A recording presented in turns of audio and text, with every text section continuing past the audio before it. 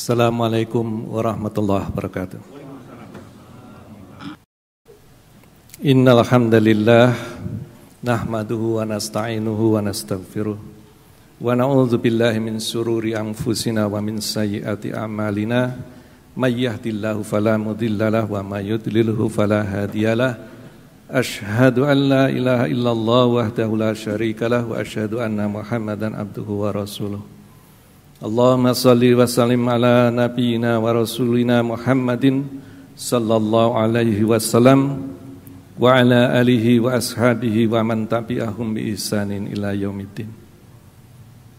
Ya ayyuhan nasu taqullaha rabbakumul ladzi khalaqakum min nafsin wahidah wa khalaqa minha zawjaha wa batha minhuma rijalan katsiran wan nisaa'a wattaqullaha alladzi tasaaluna bihi wal arham innallaha kana 'alaikum raqiba. Ya ayyuhalladzina amanu taqullaha wa qulu qawlan sadida yuslih lakum a'malakum wa yaghfir lakum dzunubakum wa may yuti'illaha wa rasulahu faqad faza fawzan 'azima. Ya ayyuhalladzina amanu taqullaha haqqa tuqatih wa la tamutunna illa wa antum muslimun. Jamaah rahimakumullah. Pertama-tama marilah kita panjatkan puji syukur kita kepada Allah atas semua nikmat yang telah dilimpah curahkan kepada kita semua sampai detik ini. Semoga salam dan salawat senantiasa terlimpah kepada Rasul Muhammad sallallahu alaihi wasallam, kepada keluarganya, kepada para sahabatnya, kepada para pengikutnya sampai yaumil qiyamah. Jamaah rahimakumullah, suatu hari Nabi Muhammad sallallahu alaihi wasallam seperti biasa mengajar para sahabat di teras Masjid Madinah. Di tengah-tengah mengajar para sahabat ada seorang pemuda yang membawa cangkul. Nabi dilewati tanpa menengok ke halaqah Nabi. Lalu ada seorang sahabat yang hadir di halaqah itu mengomentari pemuda yang melewati Nabi tanpa menengok pun. Katanya, celaka pemuda itu. Ada Rasul Muhammad SAW mengajar, dia lewat saja, tidak ikut mengaji atau belajar di situ. Nabi dengar kata ada seorang sahabat itu, lalu Nabi berkata, la taqulu hakaza. Jangan kamu berkata demikian. Jadi disela oleh Nabi. Bisa saja dia itu pemuda yang bawa cangkul itu bekerja untuk menafkahi keluarganya supaya tidak minta-minta. Itu adalah sunnahku, kata Nabi. Dan Allah mencintai orang mukmin yang bekerja. Ternyata dalam hal kisah itu Nabi membenarkan pemuda yang cuek saja, yang lewat Nabi tidak ikut mengajar Nabi. Padahal kita tahu bahwa belajar atau mengaji atau belajar berilmu itu nilainya lebih tinggi daripada ibadah zikir misalnya. Nah, sejak itu para sahabat menjadi lebih hati-hati untuk berkomentar. Nah, jamaah rahimakumullah, peristiwa itu sebenarnya mengajarkan pada kita bahwa ibadah kepada Allah Subhanahu wa taala itu tidak hanya belajar Quran, datang ke masjid, mengaji, tidak hanya ya. Dan lain-lain seperti ibadah madhah. Orang yang bekerja di kantor, orang yang bekerja di laboratorium, belajar di kampus, bekerja di sawah, bahkan bekerja di pasar pun selama niatnya untuk mencari rezeki yang halal, sejatinya adalah orang-orang yang mencintai atau mencari ridho dari Allah Subhanahu wa taala. Bahkan para nabi terdahulu pun adalah juga termasuk sosok manusia pekerja. Selain membimbing umat pada jalan Allah Subhanahu wa taala. Nabi Adam misalnya dan Nabi Ayub adalah penggembala kambing. Nabi Nuh, Nabi Zakaria adalah tukang. Nabi Yusuf bahkan seorang bendaharawan kerajaan Mesir. Bahkan Nabi Daud juga adalah pembuat baju besi. Nabi Sulaiman bahkan adalah pemilik sebuah kerajaan yang dengan kekuasaan yang diberikan oleh Allah kepadanya dengan mudah mengakuisisi kerajaan Saba. Dan tentu adalah Rasul kita Muhammad SAW. Kita tahu sejarahnya dari kecil adalah telah bekerja sebagai pengembala kambing, ikut membantu pamannya berdagang kesam. Setelah menginjak dewasa, beliau bekerja sebagai pedagang bersama Maisarah sebagai pembantu Khadijah radhiyallahu anha. Bahkan ketika Nabi kemudian hijrah dari Mekah ke Madinah, ketika beliau sudah merasa tenang meletakkan dasar-dasar kenegaraan di Madinah, beliau mengarahkan perhatiannya ke masalah pemanfaatkan tanah dan mendorong para sahabat untuk bekerja di dalamnya. Hingga Rasulullah mengeluarkan sebuah keputusan bahwa siapapun yang menghidupkan tanah yang mati, maka tanah tersebut adalah miliknya. Bahkan ada sahabat muhajirin seperti Abdurrahman bin Auf yang memilih bekerja dibanding menerima bagian harta dari saudara Ansornya.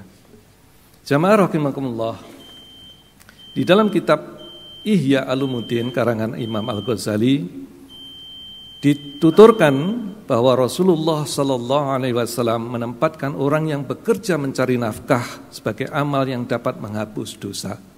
Kata Al-Ghazali, sebagian dosa itu tidak bisa dihapuskan dengan istighfar, bahkan juga tidak dengan sedekah, apalagi wiridan. Yang bisa menghapuskan hanya dengan mencari rezeki yang halal.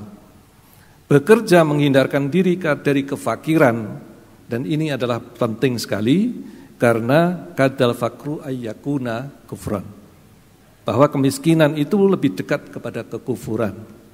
Dan hadis ini nyata bahkan di negeri kita sendiri, bahwa betapa mudahnya keyakinan seseorang untuk digoyahkan karena kemiskinannya, bahkan bisa ditukar dengan sejumput harta. Bekerja adalah mengandung banyak keutamaan. Di antaranya adalah mendatangkan kebaikan-kebaikan sosial. Dan dengan bekerja akhirnya bisa dapat bersedekah, bisa membantu membangun masjid, membangun sekolah, menolong fakir miskin dan sebagainya. Jamaah rahimakumullah, mengapa orang-orang yang saleh itu perlu kaya? Jadi orang-orang alim pun perlu kaya. Ada sebuah kisah yang dinukilkan oleh Imam Syafi'i. Kita tahu Imam Syafi'i itu walaupun hidupnya sangat sederhana dan mengagumi orang miskin, tetapi tetap menginginkan orang yang saleh itu menguasai harta. Suatu hari Imam Syafi'i bertanya kepada gurunya, Imam Malik, tentang orang yang alim selain Imam Malik. Siapa? Jawaban Imam Malik, orang alim itu selain saya adalah Muhammad bin Hasan Asy-Syaiban, murid Imam Abu Hanifah, yang pada saat peristiwa itu terjadi, Imam Abu Hanifah sudah wafat. Imam Malik adalah sosok orang yang sangat alim dan saleh, tapi juga termasuk orang yang kaya raya. Dia terbiasa pakai pakaian yang mewah, sorbannya menjuntai, kendaraannya berganti-ganti dari berbagai jenis kuda dan unta yang mahal.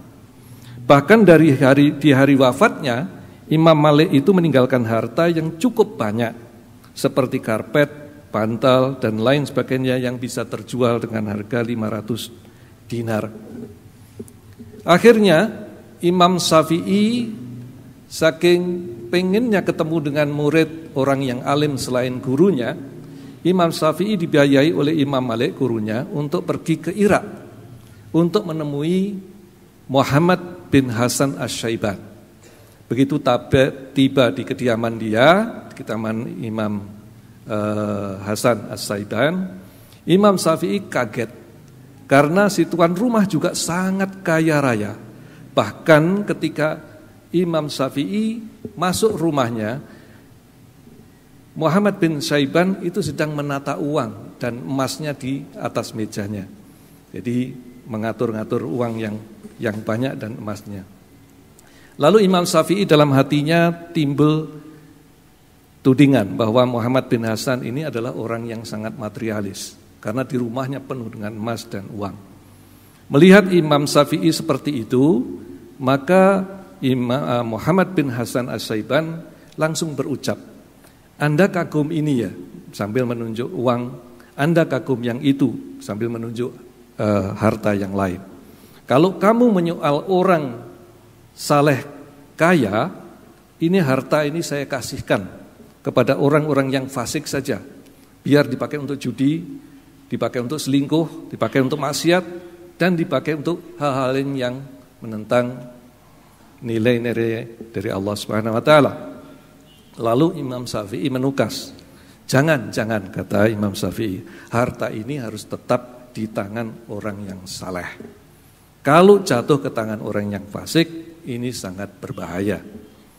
Nah, dialog antara Imam Syafi'i dengan Muhammad bin Hasan ini memberi kita isyarat bahwa orang yang alim, orang yang saleh, dan nanti adalah para alumni kampus sebelah ini adalah orang-orang yang alim, adalah harus menjadi orang yang kaya, apalagi dia orang yang beriman.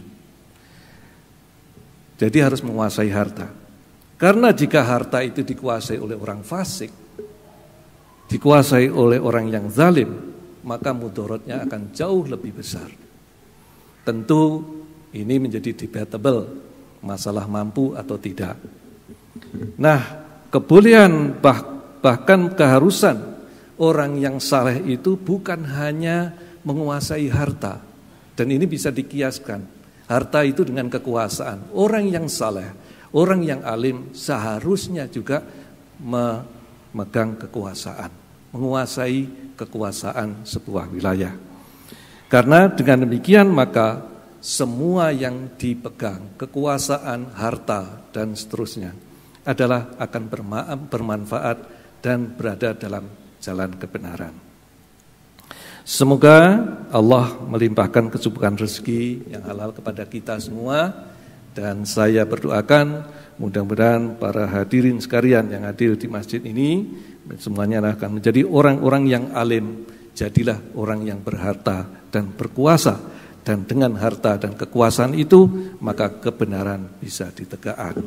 Barakallahu li wa lakum fil Qur'anil azim wa nafa'ani bima fihi ayatil karim. Wa taqabbalallahu minna wa minkum tilawatahu innahu huwal ghafurur rahim.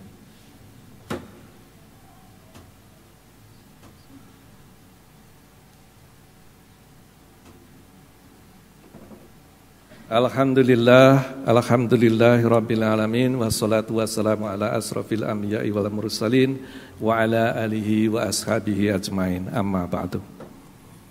Innallaha malaikatahu yusholluna 'alan nabi ya ayyuhalladzina amanu shallu 'alaihi wa sallimu taslima. Marilah para jemaah sekalian, kita berdoa kepada Allah Subhanahu wa taala. Mudah-mudahan Allah senantiasa memberikan hidayah kepada kita, bisa berada pada jalan yang benar, mendapatkan rezeki yang halal dan thayyibah, rezeki yang melimpah dan kekuasaan yang membawa kepada kebaikan. A'udzubillahi minasyaitonirrajim. Bismillahirrahmanirrahim. Allahumma shalli wa sallim wa barik ala sayyidina Muhammadin wa ala alihi washabihi ajmain walhamdulillahi rabbil alamin. Allahumma ighfir lil mu'minina wal mu'minat wal muslimina wal muslimat al ahya'i min wal amwat innaka qaribun mujibud da'wat wa qadiyal hajat bi rahmatika ya arhamar rahimin. Rabbana zalamna anfusana wa illam taghfir lana wa tarhamna lanakunanna minal khasirin. Rabbana la tuzigh qulubana ba'da idh hadaitana wa hab lana min ladunka rahmatan innaka antal wahhab. Rabbana ighfir lana wa liwalidayna warhamhuma kama rabbayana shaghira. Rabbana innana amanna faghfir lana dzunubana wa qina adzabannar. Rabbana atina fid dunya hasanah wa fil akhirati hasanah wa qina adzabannar. Subhana rabbika rabbil izzati amma yasifun wa salamun alal mursalin walhamdulillahi rabbil alamin. Aqimis shalah.